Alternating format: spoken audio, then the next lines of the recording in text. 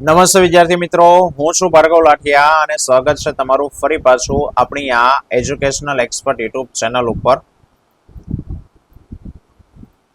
કરવા જઈએ કર્મ અને થઈ જાય કાંડ, એના જેવું છે, બરાબર?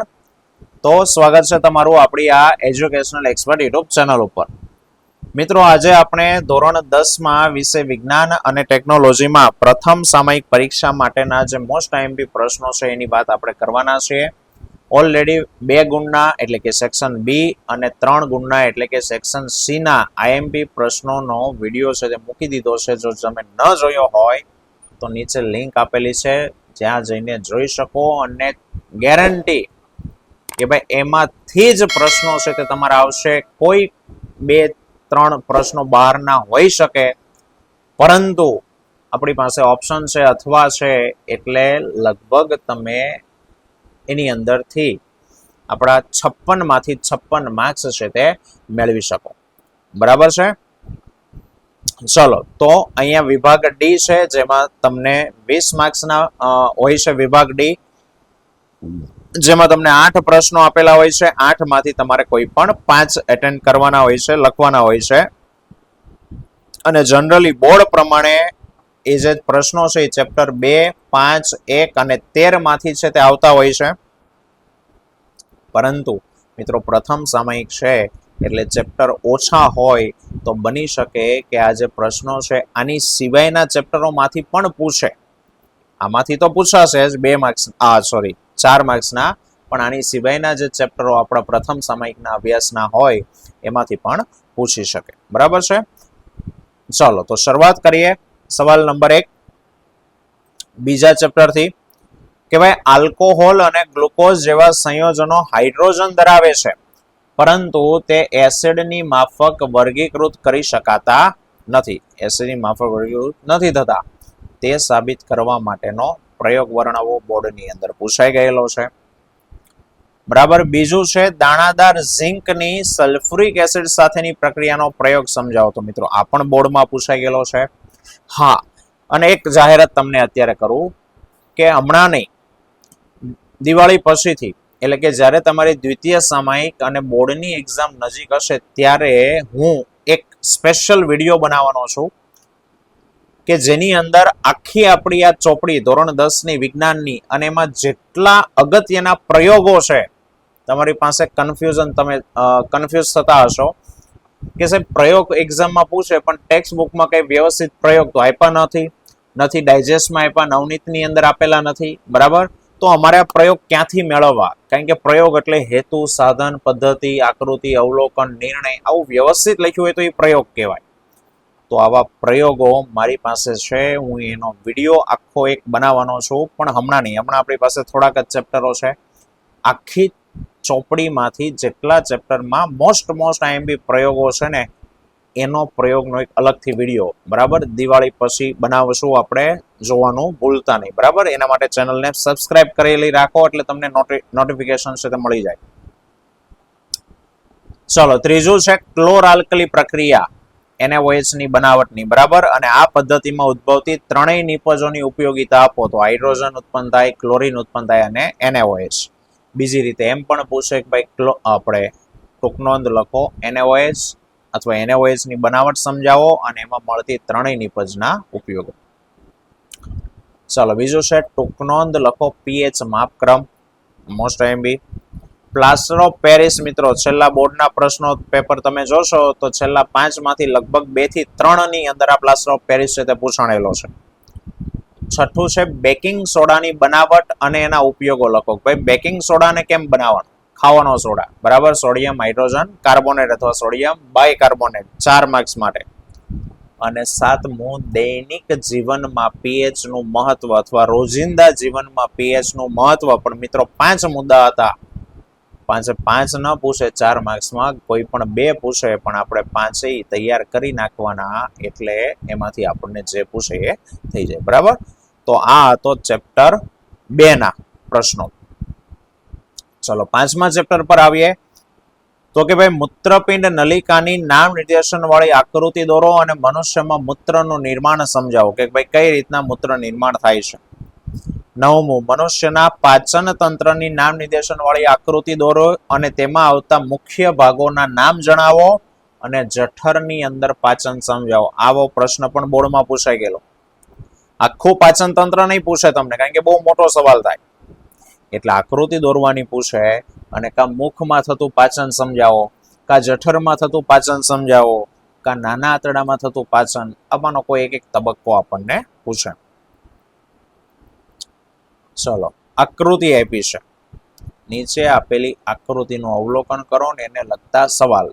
એટલે જરૂર નથી કે આ જ આકૃતિ આવી. આ ચેપ્ટરમાં તમને આકૃતિને રિલેટેડ પ્રશ્નો છે કે આવી રીતના XYZ ABC PQR નામ આપેલા હોય અને એના ઉપરથી પ્રશ્નો હોય એવા તમને નવનીતમાં પાછળ પ્રશ્નો આપેલા હોય. બરાબર, તો આવા પ્રશ્નો પણ ખાસ કરવા સેમ્પલ માટે એક અહીંયા આપ્યો છે કે આ ટાઈપના હોઈ શકે, આ જ હોય એવું જરૂરી નથી.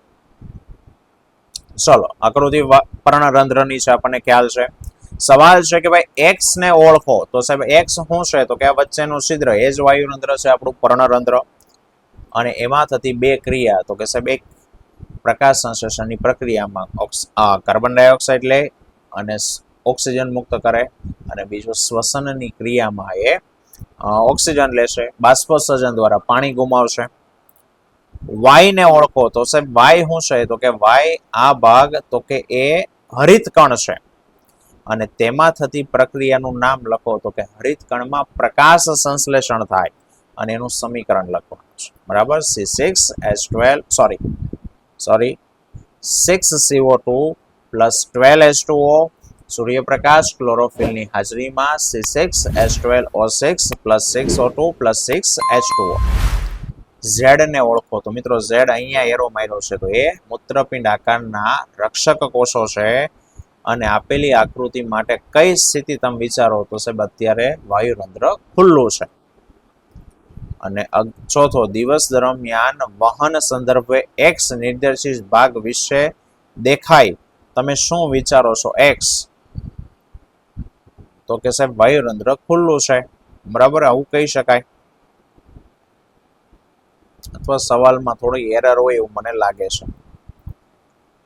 ચલો, 11મો છે ઉત્સર્જન એટલે શું? અને મનુષ્યના ઉત્સર્જન તંત્રની નામ નિર્દેશન વાળી આકૃતિ દોરી અને સમજાવવાનું છે. રુધિર વાહિનીના પ્રકાર સમજાવો. અને પ્રકાર આખો 4 માર્ક્સમાં ન પૂછો હોય તો એમાંથી 2 માર્ક્સમાં તફાવત પૂછે છે કે ભાઈ ધમની અને શિરા વચ્ચેનો તફાવત છે તે આપો. 13મું છે મનુષ્યના હૃદયની નામ નિર્દેશન વાળી આકૃતિ દોરો અને તેમાં રુધિરનું પરિવહન છે તે સમજાવો. મનુષ્યના હૃદયની નામ નિર્દેશન વાળી આકૃતિ દોરી તેમાં રુધિરનું પરિવહન સમજાવો. 14મું મનુષ્યનું શ્વસન તંત્ર. તો કે આકૃતિ દોરી અને શ્વસન તંત્ર સમજાવવાનું છે. બરાબર. 15મો છે વિવિધ સજીવોમાં ખાદ્ય પદાર્થોમાંથી ઉર્જા મુક્ત કરવાની રીતો સમજાવો. હવે આની જગ્યાએ એવું પણ પૂછે કે શ્વસન એટલે શું, શ્વસનના પ્રકારો, જારક અને અજારક સમજાવો. તો મિત્રો આ એ જ છે. વિવિધ સજીવોમાં ખાદ્ય પદાર્થમાંથી ઉર્જા મુક્ત કરવાની રીતો એટલે શ્વસન અને એના પ્રકારો લખવાના છે. 16મો પ્રશ્ન છે કે વિષમપોષી પ્રકારનું પોષણ. ટૂંક નોંધ લખો, વિષમપોષી પોષણ, એ પણ અગત્યનો. ચલો, પછી અહીંયા પ્રશ્ન ચેપ્ટર નંબર 5 નું હતું. હવે ચેપ્ટર નંબર 10. તો 10મા ચેપ્ટરમાં છે માનવ આંખની નામ નિર્દેશન વાળી સરળ આકૃતિ દોરવાની અને એના જે ભાગો છે એની સંરચના અને એની કાર્યવાહી સંક્ષિપ્તમાં ટૂંકમાં લખવાની, એટલે એના ભાગો વિશેની સમજ આપવાની છે. પછી લઘુ દ્રષ્ટિ અને ગુરુ દ્રષ્ટિ, બે મોસ્ટ આઈએમપી, પણ લઘુ દ્રષ્ટિને કંઈક આ રીતના પૂછે, ડાયરેક્ટ નથી પૂછતા કે ભાઈ ધીરેન પોતાના વર્ગની અથવા યશવી વાળો સવાલ છે, અથવા તો એક વિદ્યાર્થી લાસ્ટ બેન્ચ પર બેઠેલો છે ને બ્લેકબોર્ડ, આવા પ્રશ્નો લઘુ દ્રષ્ટિના છે. આ યાદ રાખી લેવા. આ 3 જ છે જનરલી. ચોપડીમાં આપેલો છે કે ભાઈ વિદ્યાર્થી છેલ્લી બેન્ચ પર બેઠેલા વિદ્યાર્થીને બ્લેકબોર્ડ પરનું લખાણ વાંચવામાં તકલીફ પડે છે, તો એમાં થતી ખામી જણાવો, એનું નિવારણ, કારણો, એટલે આખું લઘુ દ્રષ્ટિ આકૃતિ સહિત યાદ રાખજો. 4 માર્ક્સનો સવાલ એટલે આખું છાપી જ દેવાનું આકૃતિ સહિત. બીજું છે યશવીનું નામ વાળું પૂછે છે કે ભાઈ યશવીને બ્લેકબોર્ડ પરનું લખાણ વાંચવામાં તકલીફ પડે છે. ત્રીજું આ ધીરેન કે પોતાના વર્ગની બારી પાસે બેઠો છે, બારી ધીરેન પોતાના પુસ્તકમાં છાપેલા અક્ષરોને વાંચી શકે, પણ વર્ગની બારીથી 30 ફૂટ દૂર ઉભેલી કારની નંબર પ્લેટ વાંચી શકતો નથી. સાહેબ તો કઈ ખામી? તો કે દૂરનું નથી દેખાતું, એટલે લઘુ દ્રષ્ટિ, આખી લઘુ દ્રષ્ટિ વર્ણવવાની. પછી છે તારાઓ કેમ ટમટમે છે, અથવા તારાઓ કેવી રીતે ટમટમે છે. અને 20મું, પ્રકાશનું વિભાજન એટલે શું અને કાચના પ્રિઝમ વડે થતું વિભાજન છે તે સમજાવવાનું. ગુરુ દ્રષ્ટિ અથવા હાઇપરમેટ્રોપિયા, એના કારણો અને કઈ રીતના એનાથી બચી શકાય. આકૃતિ દોરવાની લઘુ અને ગુરુ બંનેમાં યાદ રાખજો. અને 22મો, મેઘધનુષની ઘટના આકૃતિ દોરીને સમજાવો. મેઘધનુષની ઘટનાને આકૃતિ દોરીને સમજાવવાની છે. અને અહીંયા તમારા ચેપ્ટર 10ના સવાલ અને લાસ્ટ ચેપ્ટર 13મું પર્યાવરણ, એમાં છે નિવસન તંત્રમાં ઉર્જાના વહન પરથી તારવેલી અગત્યની બાબતો છે તે જણાવો. નિવસન તંત્રમાં ઉર્જાના વહન પરથી તારવેલી અગત્યની બાબતો 8 મુદ્દાઓ આપ્યા છે. 8 મુદ્દા, દરેક મુદ્દાનો અડધો માર્ક્સ. અને ઓઝોનનું નિર્માણ અને એનું વિઘટન, હકીકત જોવા જાવ તો મિત્રો 4 માર્ક્સમાં આખું ઓઝોન કઈ રીતે બને, ઓઝોનની અગત્યતા શું છે, ઓઝોન છે શું, એનું વિઘટન કઈ રીતના થાય, એનું વિઘટન થાય તો એની અસરો પર્યાવરણ ઉપર શું અસરો થાય, અને ઓઝોનનું વિઘટનને અટકાવવાના ઉપાયો અને ઓઝોનની અગત્યતા. આ બધો આખો એક સવાલ છે તો તમારે યાદ રાખી લેવાનો. બરાબર, કારણ કે ઓઝોન વાળું પૂછે, જે ટાઈપનું પૂછ્યું એ ટાઈપનું લખી નાખો, અને બને ત્યાં સુધી આખો જ છાપી દેવાનો ઓઝોન, એટલે આપણા માર્ક્સ છે તે કપાય નહીં. અને લાસ્ટ, નિવસન તંત્રના ઘટકો છે તે સમજાવો. જૈવિક ઘટક, અજૈવિક ઘટક, પણ સમજૂતીની સાથે.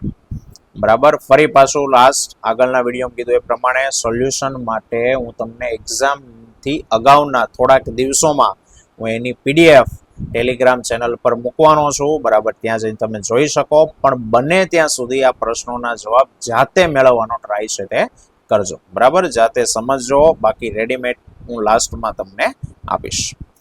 બરાબર, ચલો મિત્રો, તો આવતા વિડીયોમાં ફરી પાછા મળીશું. ત્યાં સુધી જય હિન્દ, જય ભારત.